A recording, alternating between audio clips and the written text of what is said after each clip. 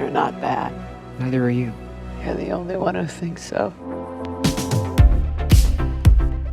Hey, welcome back to ScreenCrush. I'm Ryan Airy, and this is all of the Easter eggs, references, and little things you might have missed in Agatha All Along, Episode 8. We got a lot to talk about here, so let's get into it. We open on Alice. Now notice she is laying in the same spot she died, but she's no longer in the 80s witch's trial clothes. In the afterlife, Billy's illusions are no longer in effect. This sweeping shot makes it appear like she's upside down, visually symbolizing how she has moved from life into death. It's also reminiscent of the phrase, as above, so below. The phrase was popular with occultists in the early 1900s to explain cosmic balance. Life and death are their own sort of cosmic balance. Things die so others can live, like we see when plant life sprouts from Agatha's body. Now, our intern Elias pointed out that Rio is serving as a guide for the newly dead, much like Charon from Greek mythology. Now, Charon is the ferryman for the river Styx, leading the dead into the underworld, and this is particularly fitting because Rio Vidal literally means river of life. Alice says, "That's all the time I get?" Which is a direct reference to Sandman. So there is, little one. That's all you get. Rio says,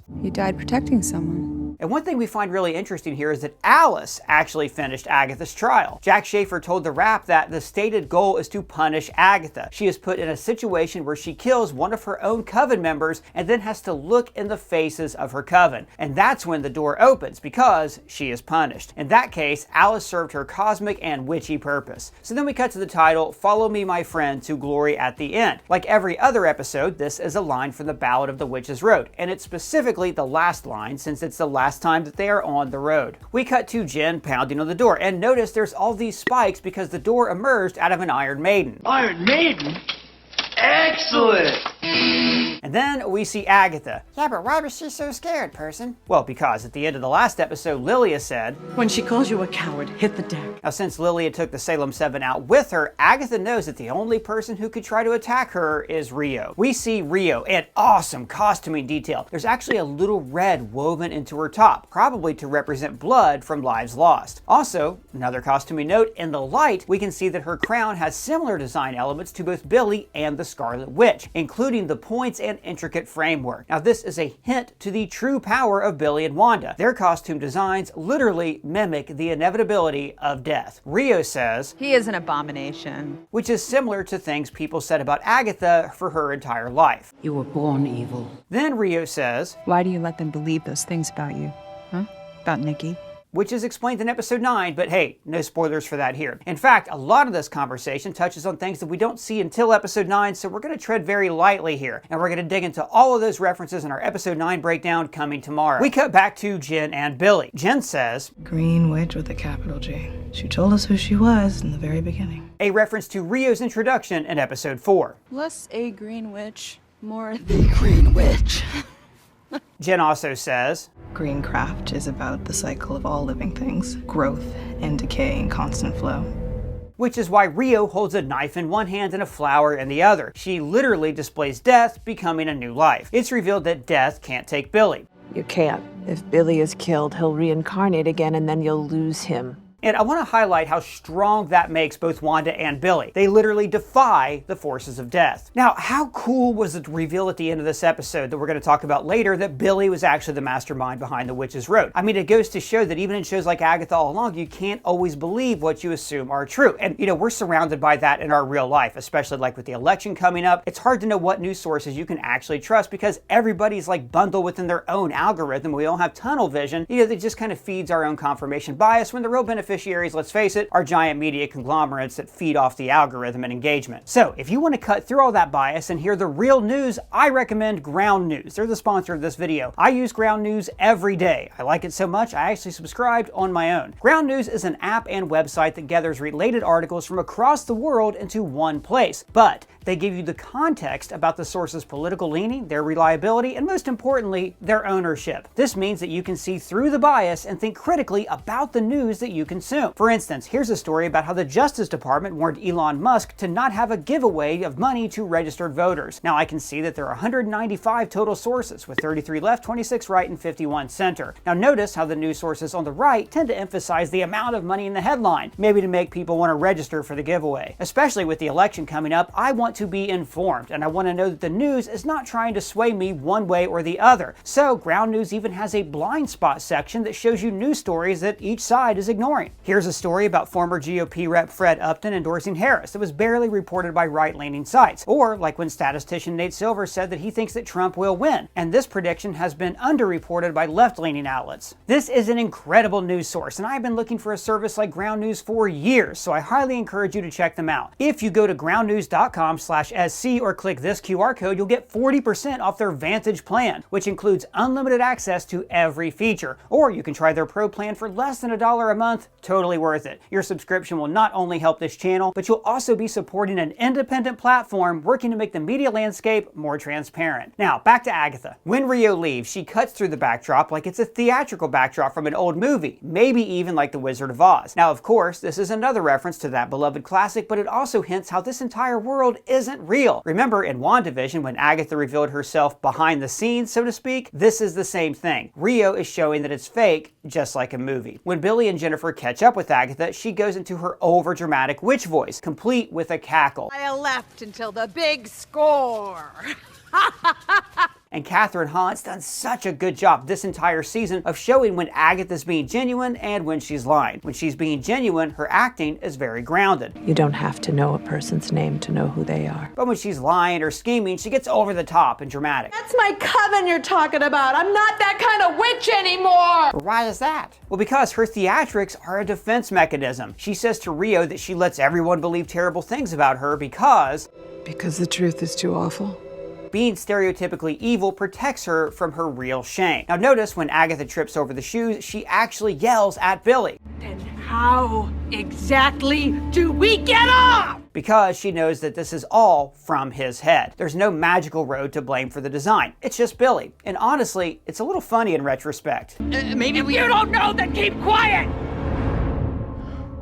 Also, over on our Discord, Morse pointed out that Billy is actually responsible for sending them to the beginning. He says, Earth magic with no green witch. We're back to square one. And then bam, next thing you know, the road is a circle and they are literally at the start. And by the way, guys, our Discord is the hit place to be for all these fun Agatha conversations we've been having all season. Links are below. The circular nature of the road also represents the never-ending cycle of life and death. Agatha says, What are you gonna do? Have them bronzed?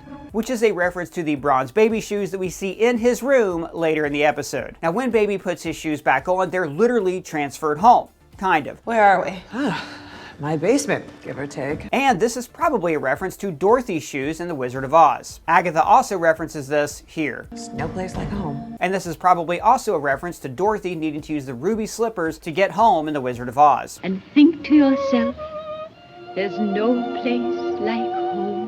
So this entire room is set up like a morgue, which is a callback to the first episode. As Jen struggles to get out of the bag, Agatha says, Let me out! Don't steal her struggle. Now, not only is it funny, but it's actually a very common parenting refrain. They're really solidified the mother-son relationship between Agatha and Billy. Jen says, I couldn't save Lilia. I didn't even try to save Alice. I'll be damned if I let you two idiots die. So last week we talked about how Lilia truly did act as Glinda the Good and gave everybody something they were missing. And as for Jen, that was a heart. She went from not caring about anyone to genuinely wanting to save her coven members. And then we find out that Agatha was the one who bound Jen. So way back in episode 4, Jen said, I still don't know how he did it. Bound me without magic. and when she said that, Agatha was watching over Billy, and that's why she didn't know until this exact moment. Now, there's two reasons I think Agatha genuinely did not know that she was responsible. One, she reacts like she really is hearing this for the first time. Two, she says in episode 3, I have always hated you, but I left you alone because what you were doing was important. Now, like I mentioned earlier, Kathryn Hahn's done a great job differentiating between her dramatic lying side and her subtle, truthful side. In episode 3, she says it like she's being honest. This entire show is about overcoming trauma. So for most of the witches, their trauma was resolved in their trials, but not Jen because she still doesn't know who actually bound her. So this unbinding spell isn't just to get her power back, it's to finally confront and let go of her trauma. That's why she gets so emotional. It's catharsis. It's also also why Agatha's snarky demeanor fades. She is face to face with the long-term pain that she has caused. She's killed tons of witches, but she truly ruined Jennifer's life for a century. The long-term suffering she played a part in is genuinely shameful to her. And then, for the first time, we see Jennifer's pink magic. That explains her wardrobe so well. This entire time, she's worn a bright pink dress with literal rose quartz sewn in. She was trying to reconnect with the magic that she lost. And I should note that Sashir Zameda even wore pink at the D23 performance of The Witch's Road. And if you want to look just as good as Jen, by the way, you should check out our merch store, ScreenCrushMerch.com. We have so many new designs we're proud to show you guys. We have this Billy All Along shirt, very appropriate for this episode, Mephisto confirmed, and this brand new Brat style witch shirt. We also have fun Venom designs like this classic My Little Symbiote. You guys shop at our merch store, help support our channel so we can keep making videos like this one. Thank you guys so much. Back to Agatha. Jen disappears, and then Agatha tries to get Billy's power. So another cool hex detail. Every time Billy gets angry, the grow lights count down by 2 lights instead of 1. Because he's emotional, he is literally unfairly rushing Agatha's trial time. Agatha says, Give him another life, another spin around the dance floor. Which is actually a reference to the actual William Kaplan. One of the last things he did was dance at his bar mitzvah. Billy says, Do you think I can bring Tommy back? Yeah, how was she so sure that she could bring him back? Well, for one, he did it himself. Secondly, he created his own hex, which means that he is as strong as Wanda. Wanda brought her kids into life with pure magic. That's what every mother does. If they have the same power set, then Billy can definitely find him a body. Also, notice how Agatha responds here. I don't know how I did it. You never do. Now this is a direct reference to Wanda and how she didn't know how she created the hex in WandaVision. I need you to tell me how you did this. I didn't do anything. I also love that Agatha sits down in a classic meditation pose and urges Billy to connect with his breath. In modern witchcraft, meditation is very important because it allows people to connect with their higher selves. And this isn't the first time we've seen some type of meditation connected with magic. Doctor Strange also does a version of meditation to divine the options against Thanos, and Wanda meditates to find her children in the multiverse. When Billy starts to remember, there's direct lines from WandaVision. Boys, thanks for choosing me to be your mom. Now as it stops, there's also glitching sounds. It's your mother folding her world. That's okay. To mimic the television and static effect of her illusion. Also, I want to point out this line. So Billy didn't actually hear that in the original show, unless he was telepathically eavesdropping. He was upstairs in his room while his parents were downstairs. So I think this line will be very important as it focuses on reunion. Now, of course, it could just be an allusion to Billy and Tommy reuniting, but it could also be about the Maximoffs coming back together as a family. Remember, the show Vision Quest is in the works, and we do not know for sure that Wanda is dead. They could all definitely reunite in a later show, or maybe even in Avengers Doomsday. Notice how Agatha says, You can't keep him. So where does he go? I don't know! Now, in my opinion, that implies that Billy was protecting Tommy's soul. That's why he could feel him this whole time, even if he couldn't reach him. Remember, Tommy doesn't have any mind or magic abilities. He takes after his uncle. So, if it wasn't for Billy, his soul would have simply died. As Tommy is traveling, we see these red flashes. Now, this is probably remnants of the hex. Notice these structures are actually hexagons connecting. No, not the beast! Not the beast! Ah! And when they're in the water, the pieces of the hex are floating completely disintegrated. He has literally seen the world through Tommy's eyes. Billy says about Tommy's new body, The people's the family, there's no one to love him. He's got no one. Now in the comics, unlike William, Tommy's had a pretty rough life. His parents are divorced and disinterested, and he spends most of his childhood in juvie. In fact, when they find him, he is literally in prison. Also, notice that Tommy's new body is wearing green and white sneakers, just like Speed's costume design from the comics, which was based on Quicksilver's original green and white costume. So this isn't simply about getting Tommy back. Just like all the other witches and his own mother in the penultimate episode of her show, Billy had to work through his trauma. Surprise, surprise, dying was very traumatic for him. In fact, it was so traumatic that Billy simply repressed it so he wouldn't have to deal with it. Just like Wanda repressed Vision's death in the early episodes of WandaVision. It was only after he faced his trauma and forced himself to remember that he could move on, aka get off the road. Now, as this is going on, we have to remember that Billy is the actual creator of this hex. The ground only splits open when he leaves, aka he only gives Agatha an actual fair trial once she helps him. And then we finally get the answer to whose hair is in the locket. Nicholas Scratch. Earlier in the season, we theorized that the hair could have been Rio's, but this is so much more fitting. Her trauma and grief never centered around her ex-girlfriend. Instead, it's centered around the son that she lost. And she actually uses her tears to give life into the dandelion seed. Now, this isn't just for convenience. She's able to create something new out of her trauma. In many ways, the dandelion symbolizes Agatha and Billy's relationship. Agatha only ever took a liking to him because he reminded her of Nicholas. She grew a brand new maternal relationship out of the wreckage of her old trauma. It also symbolizes the entire circle of green witchcraft. Agatha is crying because of the death of her son. She used that to grow new life. It's literally life and death as an ebb and flow. Also, by the time she starts growing, there are only 3 lights left. Now, 3 is a recurring motif in the show. There's the maiden, mother, and crone symbolism, 3 figures. Agatha is also the 3 of swords, and when Billy looks her up in episode 6, there's 333 results. Now, in numerology, 333 is the number of creativity and the eagerness for life. So it is fitting that her final trial is literally creating new life. Now, when Agatha escapes the trial, she emerges from the cellar door. If you'll remember, in The Wizard of Oz, Auntie Em and Dorothy's family escaped the tornado by going into a cellar door. So the fact that Agatha is leaving the cellar and coming into a storm is a reverse of The Wizard of Oz. Because as we see, Rio's power is so strong, it nearly forms a tornado.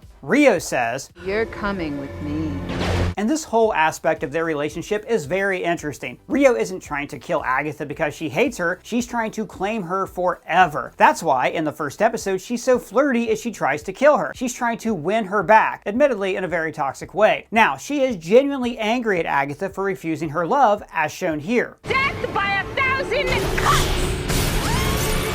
And I have no idea if this was intentional, but this actually isn't the first time we've seen this exact punishment in a relationship in Marvel. In Jessica Jones, Pam tries to kill her wife, Jerry, by repeatedly cutting her after she's ordered to by Kilgrave. You want death by 1,000 cuts? Do it. Also, I love this zoom out to all of the characters from WandaVision. The first thing they ask is it happening again? Clearly talking about a second hex. And this is ironic because a second hex was already formed right beneath them and they never knew it. And I just want to add, it is crazy that they still live there. I am surprised that Westview is not a literal ghost town. When Agatha looks up at the moon, she says, "Fire phase." And it's no surprise that this is the same phase of the moon that we saw in Alice's trial. The fire phase reminds Agatha of the protection circle that Alice drew to stop the curse. And this actually has dual symbolism. For one, Alice was a protection witch. Even in death, her memory nearly protects Agatha. Secondly, Agatha is a covenless witch, but she actually learned from her coven. Whether or not Agatha wants to admit it, there was a sharing of ideas and actual sisterhood. Now, of course, the protection circle doesn't work because death can't really be evil, it's just a natural part of life. And this is very integral in Rio and Agatha's relationship, but we're going to get into that more in our episode 9 breakdown. Now, I love how Rio literally throws a sink at her. There's a common saying, everything and the kitchen sink, which literally means you hit somebody with everything you have. So throwing the sink at Agatha is really funny, but it also shows just how hard Rio is trying to kill her. Also, notice that Agatha tries to use the same incantation that Jen used on Billy. Once again, she's actually learned from her coven, whether she likes it or not. And then we get some great Evil Dead references. There's actually so many layers to this. Now, in Evil Dead, the main characters listen to a recording from the Necronomicon, aka the Book of the Dead. This unlocks a demonic entity that then uses nature to possess its first victim. So this is shot for shot what's happening here. Rio is literal death, the same entity unlocked in the Evil Dead, and she uses vines in the exact same way. Also, in Evil Dead, this entity has a less savory element. And when Rio walks over to Agatha, she says, "Why don't you want me?" Agatha doesn't want her, but she is forcing herself upon her. So then sparks start to flare, literally, and I love this as an entrance cue for Billy. Not only does it suit his powers, but it's probably something we'll see again. They can use this as a cue for Billy in later projects. I know we don't always watch things like with an audience, and sometimes it is pretty awkward to go back and watch some scenes that clearly have applause breaks. But when Marvel does this really well, it creates an awesome sense of community in the theater. So I imagine in Doomsday or Secret Wars, we were going to have this kind of moment with sparks and electricity start going haywire, and the audience is going to know that means Billy. And I'll be honest, I think this is going to be sick to watch in the theater. And On a personal note, I just have to say there's very few times watching these movies anymore where I think, oh my god, I am seeing the comic book on screen. I felt that way in The Avengers, and this scene got me so excited because, man, this is Wiccan. This is something I read in the comics that I never thought I would see on screen, and there it is, and it looks perfect. Also, this is a reversal of the scene between Wanda and Agatha in WandaVision. When Wanda descends from the sky as the Scarlet Witch, it's to defeat and trap Agatha. Now, Wanda's son is saving her in the exact same way. And instead of Wanda stealing Agatha's power, Billy is giving Agatha his power. It's like poetry, so if they rhyme. Also, the lightning effect is because she is taking Billy's power. When she took Wanda's power, it's the typical nebulous strands that we see in other witches. And then Agatha returns to her traditional costume that we saw in WandaVision. But notice her fingers are no longer black because she doesn't have the Darkhold anymore. This could explain her change in demeanor from WandaVision to now. And let's be clear, I am not saying that she is a saint in this show. She's still pretty evil, but she was very willing to kill kids in WandaVision, which she obviously is not cool with now. Even though she's like not morally great in this show, the Darkhold still corrupted her from somebody who used cruelty and dramatics as a defense mechanism to becoming a truly remorseless individual. And without the taint of the Darkhold, we can actually see her nails. Now, we've actually seen her hands in the credits this entire season. They're even overlaid with the sheet music for the Ballad of the Witch's Road, which is so fitting since we discovered the ballad was never real at the end of this episode. But this goes hand in hand with this other nice detail from the credits. This here, that's your mom. Also, notice that she is able to stop the connection with Billy, which means that she did purposefully kill Alice during the trial. Then we get another Rio costume change. Now, as opposed to her comparatively understated look, she is now in full queen attire. And notice the chest plate has vines that symbolize her connection with nature. Rio throws Billy through a greenhouse, and funny detail, she still has a ton of herbs and potions from when she was a practicing witch during WandaVision. When Rio stands up, her crown actually looks like horns. So, in the Wicca religion, there is a deity known as the Horned God, who is associated with nature and rebirth, and it's even been said that he carries souls into the underworld. But more importantly, the Horned God is the counterpart to the triple goddess of the moon, also known as the Mother, the Maiden, and the Crone. Now, of course, the triple goddess is represented by Agatha, since she's always wearing the pendant. And so yes, Agatha and Rio are literally perfect matches for each other. Also, in some Wiccan beliefs, the Horned God dies on Samhain, otherwise known as Halloween. You know, the day the finale premiered on. God, the writing in this show is so good. Agatha offers Billy up. Take him! You heard him! And I never thought this would stick. But why? She's evil. Because of yet another cool costuming detail. When they're standing together, it's very clear that Agatha's cloak is blue, which was not the original cloak from WandaVision. In WandaVision, her cloak is purple, symbolizing her selfishness and self-concern. Oh yeah, I missed all that because I'm colorblind. Right? So a cloak is a protective garment used against the wind and rain. In the past, she was only ever concerned about protecting herself, therefore the purple. But when she creates the cloak in this series, she is emotionally affected by Billy, and of course, his magic is blue. The change in cloak color represents that she is no longer just concerned for herself, she's also concerned with protecting him. Notice that when Billy telepathically speaks to Agatha, he causes the street lamps to flicker. And when Billy mentions Nikki, Agatha touches where she usually wears her pendant, the one piece of him that she still carries around. How did he know his name is Nikki? Well, all the way back in episode 1, there is a drawing with the name Nikki on top. Then Agatha and Rio finally kiss. Now, the reason Agatha immediately starts dying isn't because Rio is killing her, it's because she is taking her powers. In episode 1, Rio taunts her about stealing her power, and she said, "It's cute, but you know that would kill me." We should also note that the kiss of death is also a term for a really toxic relationship, and clearly Agatha and Rio's relationship is not healthy. It's also very powerful that Agatha rises just to fall. Within this fight, she already channeled Jen and Alice, and here she channels Lilia. She sacrifices herself to save someone else. And so, of course, her death fall is framed the exact way as Lilia's death in episode 7. After her death, she immediately shrivels and rots, just like all the witches that she has killed, and then she joins the Earth. Now, we're of two minds about this. On one hand, this could be Rio's way of burying her. We actually see a tear in Rio's eyes as she stands over her, and this could definitely be a final nice gesture. That would also explain why so much of the plant growth is purple. It was Rio's version of putting a bouquet on a graveyard, and in her death tarot card, she is even holding a purple flower. On the other hand, she could have rotted so fast because she stole so much power over the years. Maybe when she died, all of the power that kept her alive for so long fled her body and she decayed decayed rapidly. It's also very symbolic that mushrooms sprout from her body. Mushrooms are weird little plants and honestly kind of creepy if you know a lot about them. Basically, mushrooms need a lot of decay to grow. You can't plant a mushroom per se. It can grow by repurposing dead materials. That's why they're pretty common on rotting trees. Now, the mushrooms that grow out of Agatha obviously symbolize the circular nature of life and death.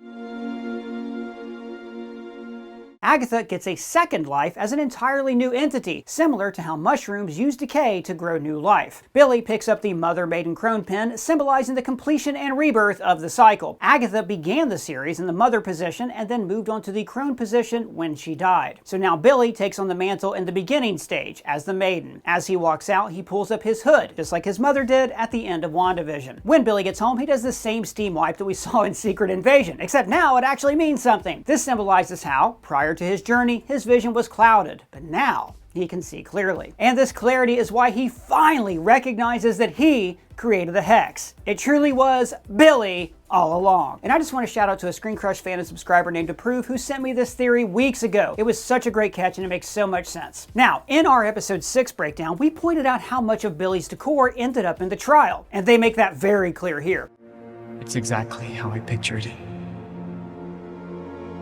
Now, there are so many little clues on the posters and knickknacks in Billy's room that we're going to go over a little bit more in our episode 9 video, which is coming out tomorrow. Now, some of these we've already caught in past videos. For instance, the Wizard of Oz poster and figurines establish that they walk a yellow brick road type of leaves throughout the forest. All of this seemed like it was framed like the ending of the movie The Usual Suspects, when the police detective is able to put together the mystery after it's too late. And we also talked about how he has a poster for the movie Carrie, and that movie's split screens were heavily emulated in the musical number. But there's also these tiny knickknacks that we couldn't really see before, like this little toy fire here on the shelf that looks like the chaos energy of the Scarlet Witch. There's also the hourglass, like in this trial, but also like the witch's hourglass in the Wizard of Oz. Billy even has a photo of the moon, foreshadowing the moon phases we see in every trial. And of course, this Poltergeist 2 poster on the wall foreshadows the ghost that Billy sees at the very end of the episode. Also, shout out to friend of the channel Dodd Sides for pointing this out. The focus on the Wizard of Oz poster is very important because, just like Dorothy at the end of that film, Billy is waking up from a sort of dream. He's created this magical world, but it was only ever in his head. Wait a minute, you're telling me that Dorothy didn't really go to Oz? Yeah, she did. Dude, no, that's why she wakes up at the end. She sees that all the guys from her dream were the guys around the farm. No, that's not true, because then why does she keep returning to Oz, and why are there so many books about Oz that don't even involve Dorothy? And see, that's because it's a real place that Dorothy went to, and I do not accept your interpretation of this story's events. Okay, fine. So also in the background, Billy has a Moon Tarot tapestry. So the Moon Tarot card represents your subconscious anxiety and fear. In a reading, it's drawn in the upright position when the querent is projecting those fears onto other people or the real world, which of course is exactly what Billy is doing. Agatha All Along creator Jack Schaefer even said in an interview that each trial is supposed to tap into an instinctual fear. So Billy literally shaped the trials in the image of his worst nightmares. This also explains why the moon imagery showed up so much on the road. Oh my god, that was dense. So what did you guys think? Were you happy that it was Billy all along? Or did you wish it was real? Big shout out to Brianna McLarty who wrote this video, and of course our intern Elias who contributed so much knowledge of tarot and other witchcraft and Latin to this video. We couldn't make this without them. So let me know your thoughts on this down in the comments below, or at me and Bron on our socials. You can find those in the description below. And if it's your first time here, please subscribe and smash that bell for alerts. For ScreenCrush, I'm Ryan Airy.